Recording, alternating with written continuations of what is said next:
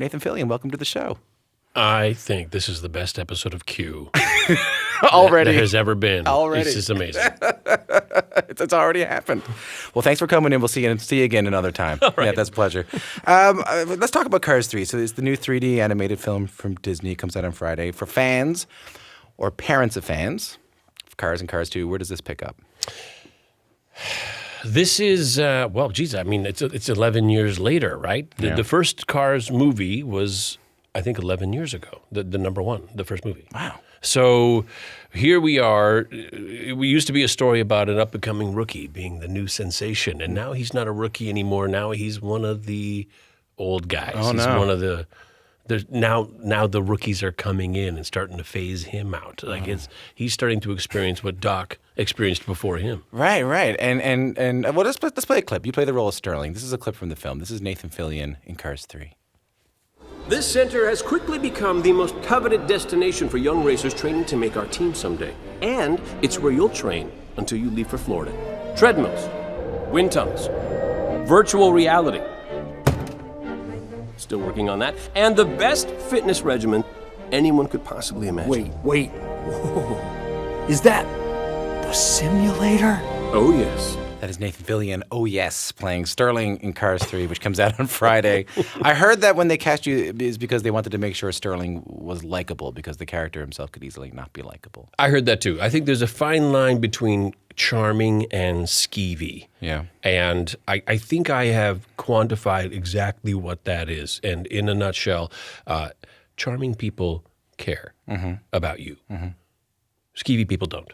Skeevy people care about themselves. So you had to make sure that even though this person, even though this car may have been driven by business interests, there still needs to be some care in there. He really wants what's best for Lightning McQueen. He really wants to protect his legacy. He really does want that. It does mean the end of racing for Lightning McQueen. So it's not the nicest of wants, but he does want what's best, what he believes to be best. I had this thought about you in the voice studio, and you just said he, and I called the car a person.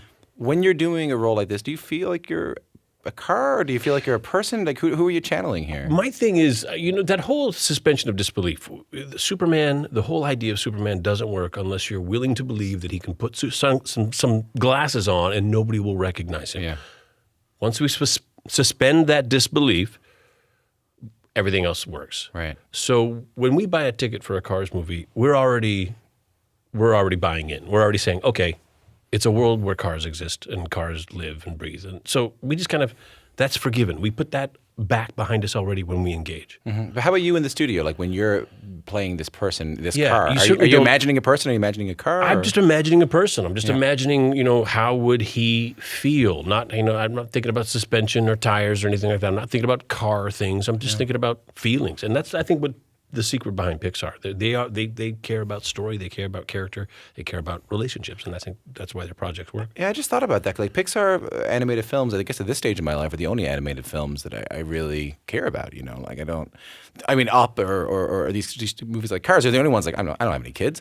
They're the only ones that I want to see. And, Right. and it's because even though they seem like cartoons, there's a lot of humanity there. Absolutely. And it's one of those things where I think, again, they're very careful not to make it so that it's for kids that you have to drag the parents along.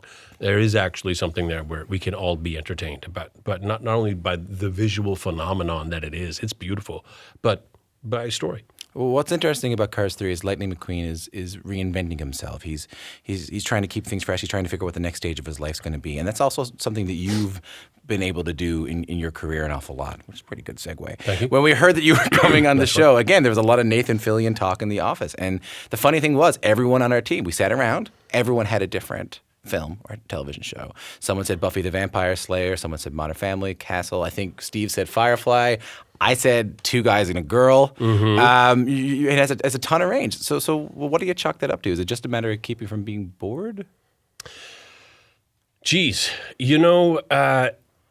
it's not like I decide what role I'm going to do next and where I'm going to work next and what kind of thing I'm going to do next. I'm at the whim of who will hire me. Yeah. I've just been incredibly fortunate that I've had some really fantastic jobs that have been really fun to do and seem to resonate with people. But you must see yourself as and this seems like a dumb thing to say, but you must see yourself as an actor. Like there are actors. I finally do. Yeah. When I first started, I was gonna be a high school teacher in Edmonton. I was 3 months away from graduating when I got my first gig in New York City. So there was a whole period of time where I had what I called the Imposter Syndrome, where someone's gonna come to me eventually and say, "You're not really an actor, are you?" Yeah, I feel this every single day. Yeah, I get it, buddy. The thing is, someone is going to do this job that you are doing right now. Yeah. Why not you? Why not you? Are you such a terrible person that you don't deserve this awesome job? So this is something you felt when you first started acting? Absolutely. And then you start talking to people and you start understanding there's not a lot of actors in the industry who have set their sights on this goal and have trained only to be an actor, who are ready to. It's people who have been plucked out of other lives and said, "I'm going to try this," or "This is something. This is where my passion is. This is where my finances are. That's how I pay my rent. But this is where my passion is." And all of a sudden, they get some success and they can call that a career. But most actors these days, I mean, they'll kind of isolate themselves. Like, I'll only do dramatic roles or only do comedic roles. So if you look at someone like Brando, I mean, this was the guy who would kind of do it all. Like range was important. It seems like range is important for you too. I don't know if Brando would have gotten a part on Cars, though. I think. But it is. It seems like range is important to you. It seems like you don't pigeonhole yourself in one thing. Well, I'll tell you, I've been fortunate enough that other people haven't pigeonholed me into anything. And if they have pigeonholed me, it's into being charming or cool or a space captain, which I can live with. You know what? There's worse things in the world than to be pigeonholed as a charming space captain. Yeah. I want to talk a little bit about some of these past roles, if that's okay with you. Please. Back when you had the Imposter Syndrome. In the 90s, you played Joey Buchanan on the soap opera One Life to Live. That performance earned you a Daytime Emmy nomination. I can't imagine you as a soap opera actor. What is it like being on a soap opera? I don't mean to laugh dismissively. What's it like? It is like the most intensive acting training you could ever imagine, but it's all aired on television. It's all out there for everyone to see. It's all out there for judgment. You have to work every day. We on Castle, I did Castle for 8 years. We did a 42-minute program. It took us 8 days to film that. On One Life to Live, we would do a program every day, a 44-minute program every day. And sometimes even more than that. We would do what they call six-packing. So in a 5-day week, we would do 6 episodes. We'd build up a backlog so we could all take a Christmas vacation at the same time. So should we think dismissively about soap opera acting? Those guys are workhorses. The only people who think dismissively about soap operas are the people who don't understand soap operas, who don't understand what it is. Right. As a genre, it does have weaknesses. Mm-hmm. I'll tell you right now, when you're making a television program every single day, not all of them will be gold. Mm-hmm. But anybody who's ever worked in daytime will not talk down on daytime. I'll never talk down on daytime. And if someone does talk down on daytime, it's because they've never done it. Right. It's hard work. I bet so. It's every single day. It's workhorse. It's factory I would challenge anyone to do it. So you do One Life to Live, and then we dug this up. You reached this whole other audience when you were very briefly in Saving Private Ryan, which is where a lot of people first saw you. They had no idea it was you. You were the wrong Private Ryan. Just take a listen to this. You're James Ryan. Yeah. James Francis Ryan from Iowa. James Frederick Ryan, Minnesota.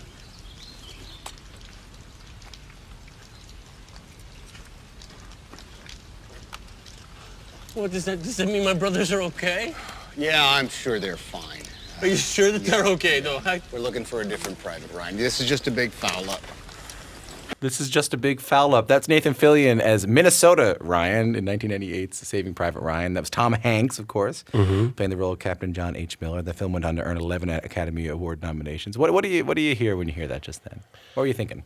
That was my first movie ever. Wow. My first movie ever was a Steven Spielberg movie with a scene with Tom Hanks and Ted Danson. And I was incredibly nervous, and they were everything you would hope they would be. They were incredibly supportive and incredibly encouraging, and years later, when I would run into them, so kind. They remember you, and they're cool. They remember the day.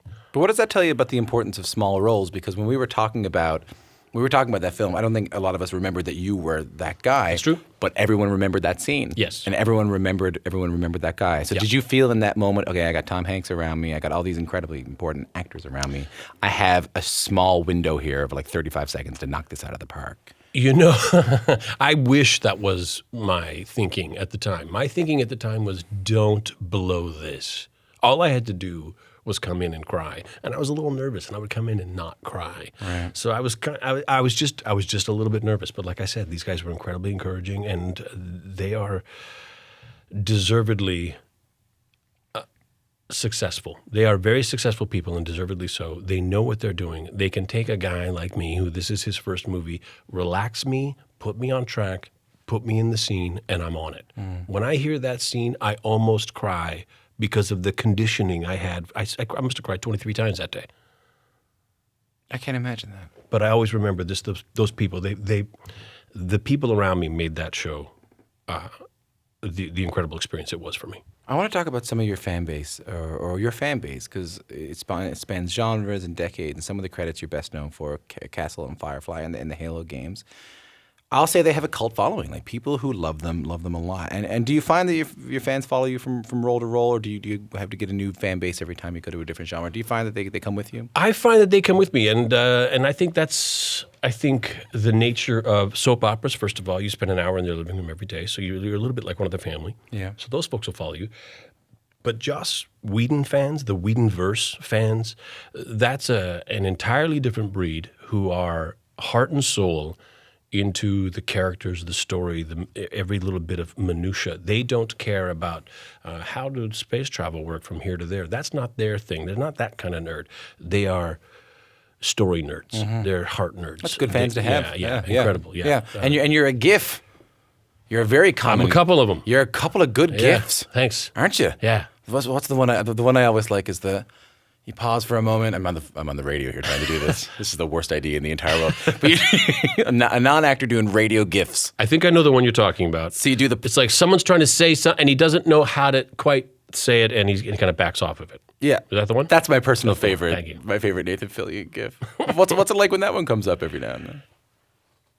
What was that like? That's lovely. You know what? That was just a little reminder of that's something that you obviously can't be scripted. How would that look in a script? That one weird gesticulation of helplessness of I want to say something, but yeah, it was his daughter. He'd finally gotten his daughter to do what he wanted her to do, or at least not to do something he didn't want her to do. Mm-hmm. And now she's going to move away farther, and he's going, what? And she's going to move out or something. So it kind of backfired on him, and it's just watching Castle suffer, I think, was one of the most wonderful things about that show. And I was very careful to, anytime Castle came up looking super cool, mm-hmm. I would kick him in the nuts. Mm. Just a real quick knock your head on something, fall down, whatever it was, just so that he doesn't look entirely cool all the time. Just take the wind out of the sails all the time. He doesn't look entirely cool all the time. It's interesting to hear you say that, because I know that when you went into, you were talking to the people who were filming Castle. You went in, you told the producers and the creators of the show, you said, stop looking, this is me. It's true. I'm that guy. Yeah. What was it about the character that gave you that confidence? There was... I was reading a bunch of scripts. Castle was the last in the pile for no reason except for it was at the bottom. I started reading it. I was about 15 pages in, and I turned to my girlfriend at the time and I said, I'm going to read you this script, and you tell me if you don't think it would be so much fun and I could do it with my eyes closed. Mm-hmm. And so we read this thing together. We started reading all the parts together, kind of doing like a little radio play. It was a hilarious episode. I had such a great time. And I just felt like there are voices I have to kind of go out there and find as an actor. You're like, I don't know who this guy is just yet. It's not always this easy. Exactly. Right. And there are times when you say, I know exactly what to do. I know exactly. And I know what mistakes someone else might make with this part. I'm not going to make that mistake. There are times when I have that. And I've never stood in front of a bunch of people and said, stop looking. I'm the guy. I've never done that until this one particular time. This is the one and only time I've done it. How'd they take it? Apparently, well. It worked out. It worked out well. Did he go, no. I was actually, they came to visit me while I was filming Desperate Housewives. And I was dressed in some pastel colors and some white pants for a golf game. I don't know what it was. Okay. But I looked pretty collegiate and Preppy. Yeah, Sure. Yeah. I kept saying, ignore this. Ignore these clothes. Ignore this look. Sorry, as I hit your microphone. Ignore this look. I can do this thing that you're doing. This isn't me. This is me. This is your guy. Castle, that's me. That's my life. You mentioned earlier that the Joss Whedon fans tend to come with you because they're not sci-fi nerds as much as they are story nerds. And you worked with him an awful lot. You worked with him in Much Ado About Nothing, in a Shakespeare adaptation. You worked with him on Buffy the Vampire Slayer, Firefly, Serenity. Dr. Horrible. Oh yeah, Dr. Horrible. Yeah, that was great, man. I remember that. What is it about him? What brings you back to working with him over and over again? I know you wrote the foreword to a book about him there. Here's the thing. Joss Whedon seems pretty imposing. On paper, he's very imposing. His success, the width and breadth of his knowledge, just his knowledge base, he's incredibly smart. But one of those smart guys that doesn't make you feel stupid. He can be smart without making you feel stupid. He embraces his nerd. He wants to tell great stories. And what I got out of my opportunity with Firefly, that was my first chance to work with Joss, was he assembled an incredible team of writers. He assembled an incredible crew that he had pilfered from his other shows. He had 2 other shows running at the time. He pulled the greatest people from other shows and brought them in, people he knew would fit. He cast people that not only did he know would fit into the roles and could make that particular kind of language he was writing just really sing, but who would also be just great to have around for maybe 7 years, potentially. And I got to reap the benefits of all that. That was my first 1 hour. That was my first lead role. Joss Whedon is responsible for a lot of firsts for me. So I don't think there will ever be a time when I'm not in that man's debt. He's done so much for me. And Firefly has this cult following after only being around for a little while. Yeah. So not only is it a professional debt, it's also a personal debt. I mean, he's done so much for my life. I can't believe I can do this, but I think I can see a similarity here between what Joss Whedon does and really in many ways what Pixar does, which is going on with this Cars 3 movie you're talking about. You're not wrong. Is because in sci-fi and in fantasy, you can get caught up in the function of it, of the space guns, of the spaceship, the technology, and you can get so in on that. And we've all seen films that do that. That goes in on that. The story is just completely lost. And it seems with animated films, you can do the same thing. You can get caught up in the idea of this is an animated film. There's going to be these certain kind of jokes. There's going to be he's a potato. He's walking around, or he's a piggy bank. I don't know why I'm thinking about Toy Story so much. But you just kind of every day I'm thinking about Toy Story. But ultimately, it's the story that's important. And for you as an actor, that seems to be what matters to you. It's certainly what matters to me as a fan, and I have that particular distinction of being a fan who gets to participate as well. It's a real nice position to be in. Do you have to be a fan in order to do the work? You don't have to be by no means, no, but it certainly helps to. I think, it's certainly easy to be passionate about it when you're a fan before you start. Because we were talking about that range and that versatility in your career. We talked about this a couple of times. Shakespeare, soap operas, cop dramas, video games. We didn't even get to talking about Halo, and now Cars 3. And looking at some of the credits we've been talking about, and now this new role, do you see a common thread in the career of Nathan Fillion? It's one of those things you only think about when you're on that long flight. But does it ever occur to you? Is there a common thread? I've said before, I'd rather be lucky than good, and I've been very, very lucky. I think I've been able to harness some of the opportunities that have come my way. I think I have. I also still believe there's a lot of actors out there who are far more talented than I who can't find work. I feel terrible for those guys and girls. But what was the question? What's the common thread in the Lucky me is the common thread. I can't believe people still hire me, and I thank God. Really? Yeah. Really? Sometimes you just kind of, I was going to be a high school teacher. I'm from Edmonton, Alberta. Well, what are the odds of me being an actor in Hollywood? So does that imposter syndrome come back sometimes? It certainly reminds me of how lucky I am. Every time I get a job, it's like winning the lottery. Really? My mom really keeps my feet on the ground. She goes, "Why would they hire you?" But why you, Mom? I'm a big deal. Do you still go back to Edmonton? Yes, never in the winter. No, good idea. Yeah. What's it like back there now? What's it like For you? Some aspects are incredibly familiar, and at the same time, it's growing at an exponential rate. I've gotten lost in my own neighborhood because there's suddenly a 6-lane highway running through the middle of it that wasn't there before. Well, you've been an American citizen since what, 1997? 1997. Yeah, so does it still feel like home to you, Edmonton?